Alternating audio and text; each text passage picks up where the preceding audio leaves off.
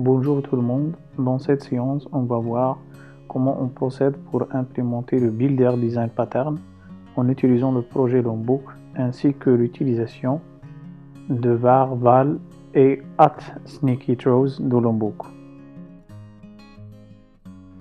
Dans la séance dernière, on a vu comment utiliser Lombok avec Eclipse. Alors dans cette séance, je vous montre comment on utilise Lombok dans IntelliJ. Premièrement, j'ouvre IntelliJ, puis je clique Configure, ensuite Plugin et je cherche le projet Lombok. Je clique sur Install, ensuite Restart IDE pour redémarrer IntelliJ.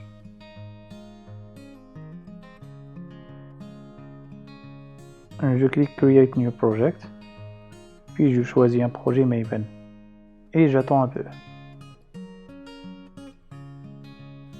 J'ouvre mon navigateur et je cherche les dépendances de Lombok et je l'ajoute au fichier .xml. Maintenant, je vais créer une classe principale du projet qui contient la méthode main.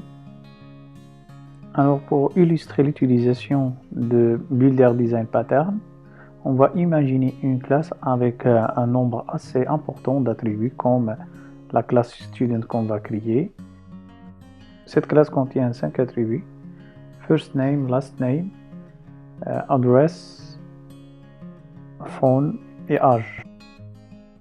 Maintenant, imaginons que nous voulons rendre que deux champs obligatoires, le First Name et le Last Name. Une première option serait de créer un constructeur qui ne prend en compte que les attributs requis. Pour spécifier les attributs obligatoires, j'utilise la notation @null de Lombok. Puis j'utilise la notation de Lombok @requiredArgConstructor pour créer un constructeur pour les arguments not null, à savoir le first name et le last name. Puis je vais créer un autre constructeur qui prend en compte les attributs obligatoires en plus d'un attribut facultatif, ainsi de suite. Cette méthode a pour mérite de fonctionner, mais l'inconvénient est plutôt évident. Il devient rapidement pénible quand le nombre d'attributs augmente, ou bien lorsqu'on veut générer un constructeur avec le même nombre d'attributs et le même type.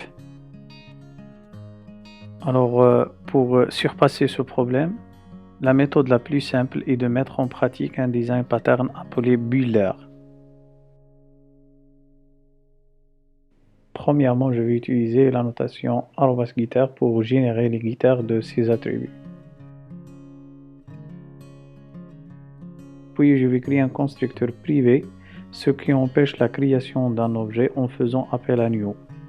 Ce constructeur il prend comme un argument la classe StudentBuilder que je vais déclarer dans la classe Student comme une classe statique. Puis je recopie les attributs de la classe Student dans la classe StudentBuilder. Ensuite, je vais créer un constructeur pour les attributs obligatoires, à savoir le first name et le last name. Notez bien que je peux utiliser les annotations de Lombok pour générer le constructeur des attributs obligatoires, c'est-à-dire les attributs qui ont la notation @nonnull. Puis je vais créer pour chaque attribut de la classe StudentBuilder une méthode qui a le même nom de l'attribut et qui retourne une instance de StudentBuilder.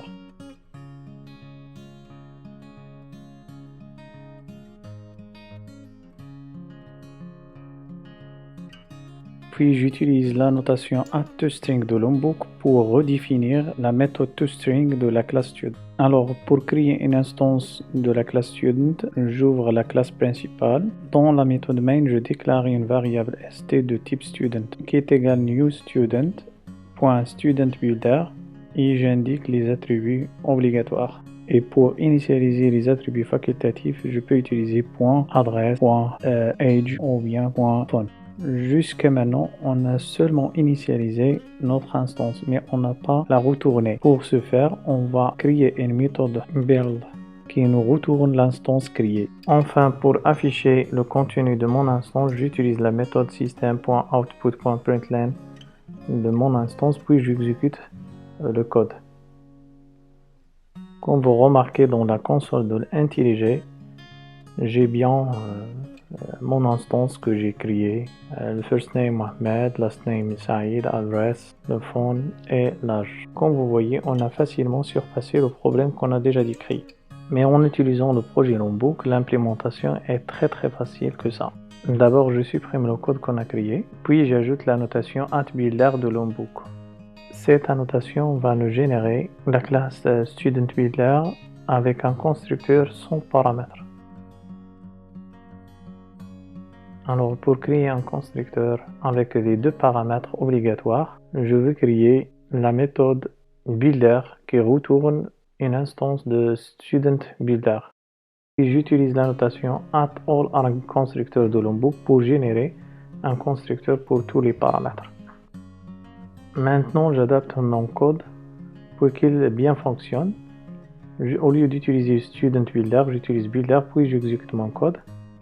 Comme vous voyez, j'ai les mêmes résultats. Comme conclusion, au lieu d'implémenter le design pattern manuellement, je peux utiliser @builder qui nous permet d'implémenter ce design pattern rapidement. Une petite remarque, je peux utiliser le builder design pattern sans des attributs obligatoires. Pour ce faire, je vais commenter la méthode builder qu'on a déjà ajoutée à la classe student. Puis, j'adapte le code de la méthode main. Au lieu d'utiliser student.builder, j'utilise newStudent.studentBuilder. Pour ajouter l'inférence de type au Java, je peux utiliser le mot-clé var de Lombok. C'est-à-dire, au lieu de déclarer le type explicitement, on ajoute seulement le mot-clé var. Cela permet à l'IDE de générer le type convenable implicitement lors de la création de bytecode.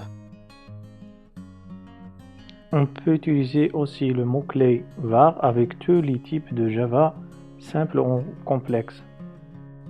Tout simplement, le mot-clé var signifie variable.